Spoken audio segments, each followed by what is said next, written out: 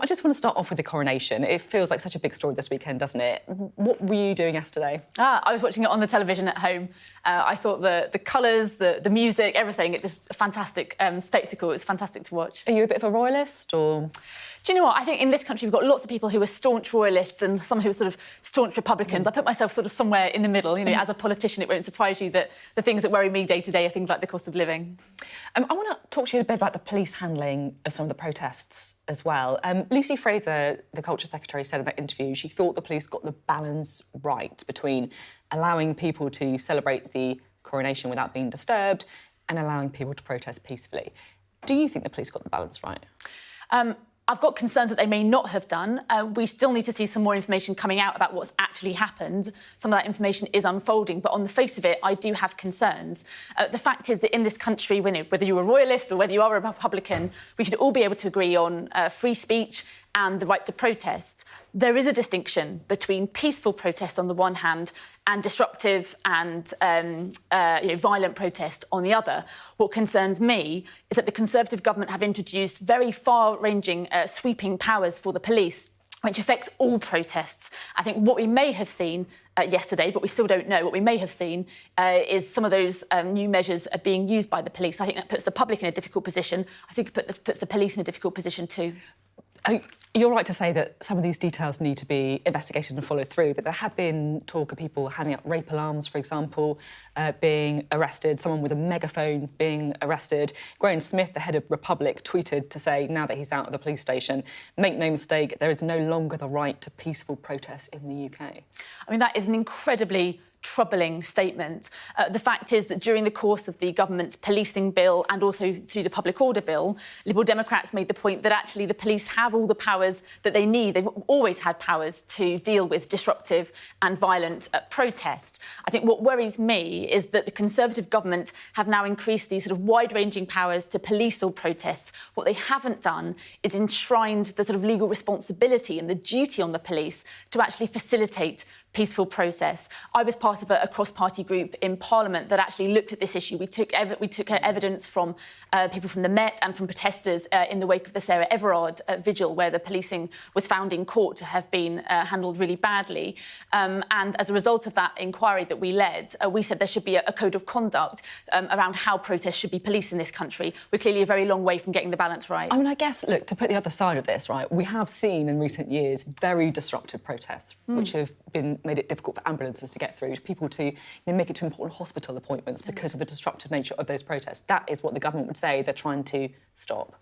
I absolutely condemn those kinds of protests. I mean, if I had been that woman, which I saw on the television, who was in her car desperately trying to get to see her mother in a hospital, I would have been probably even more angry than that particular woman was. So, of course, whether you've got violent and disruptive protests, there have to be the powers to deal with that, but those powers have already existed. I think what we've seen is the government has introduced these new powers that apply to all types of protest, and therefore there is a real kind of chilling effect on the right to peaceful protest. I think it's time that the government was a lot more clear about ensuring that the police have a responsibility to uphold and facilitate peaceful protest in this country, and we need a proper code of conduct so the public knows where they stand and the police know where they stand, so we can retain trust in the police as well. OK, I want to talk about the local elections. You had a pretty bumper set of results, shall we say, improving even on your 2019 performance, which was a pretty high bar.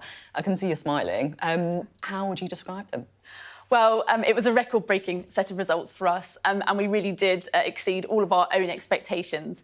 I think what we can say is that we've obviously taken control of a number of councils, and this weekend there'll be a number of the Conservative big beasts, you know, Michael Gove, Jeremy Hunt, former Prime Minister Theresa May, even Nadhim Zahawi, who will have woken up to having a Liberal Democrat-run council, and they'll be looking over their shoulder knowing that we're now coming for their parliamentary seats at the next general election. So are you the opposition then to the Conservatives in some of these, the blue wall?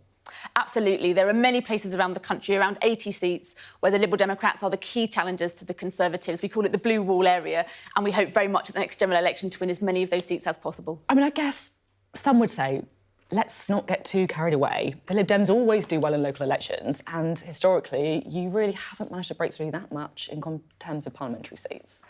Well, I'm from St Albans, I'm the MP for St Albans, and if you look at what happened there in 2019, we took control of the council in the summer months, and then just a few months later, we won the parliamentary seat as well. So there is, I am living proof of the fact that you can win at the local level and then using that as a springboard to actually win a parliamentary seat as well. And that's certainly a model we'll be using in many other places across the country.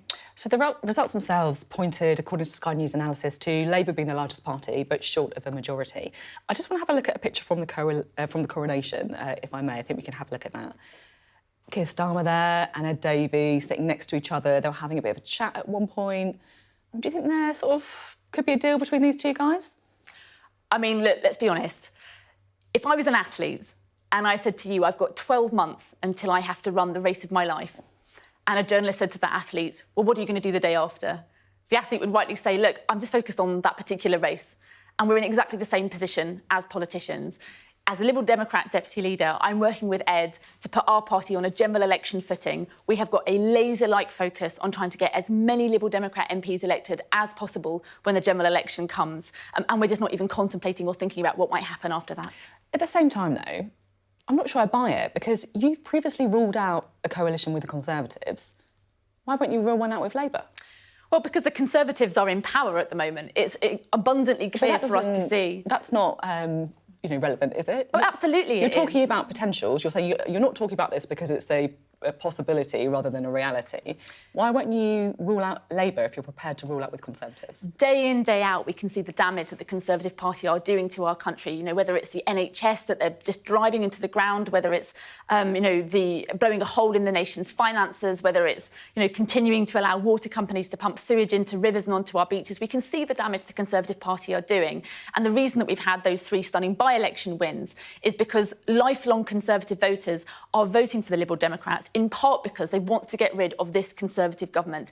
It is our responsibility, our moral responsibility, we believe, to oust as many Conservative MPs as possible. But as regards to Labour, they will stand on their own on their own platform, and we will stand on our own platform. We won't be defined by another party. We have our own set of our open liberal values. We're internationalists, we're environmentalists, we're pro-business, we're pro-public sector. We believe in devolving power to local communities. This is the platform that we will stand on, and we'll use every opportunity between now and the general election to make the case for voting Liberal Democrats. So it sounds to me like you would consider doing a deal with Labour. As I say, we have ruled out working with the Conservatives because of the damage they're doing to the country. But you haven't ruled out working with Labour? Everything we do between now and the general election will be about focusing on getting Liberal Democrat MPs elected. Yeah, but that's not the question I asked, though, is it? Well, that's what we're planning to do. Everything between now and the general election is getting Liberal Democrat MPs elected. Would a change to the voting system be a red line in any Lib Dem deal? Well, it will certainly be in our manifesto. It's been in our manifesto almost every single election, I think probably almost every election since the formation of the party. At the moment, we have an incredibly unfair voting system where the political parties themselves focus on a very small number of votes in particular seats, and a number of people feel very disenfranchised. So it's very important to us as Liberal Democrats that we do have a fairer voting system. It'll be in our manifesto, and certainly, part of any discussion. Well, it'll be in our manifesto, and it's a priority for the party. It always has been, it always will be. How about rejoining the EU? Is that over then for the Lib Dems? Well, we would love to have the UK back at the heart of Europe. We've set out a 4-stage plan as to how we want to do that.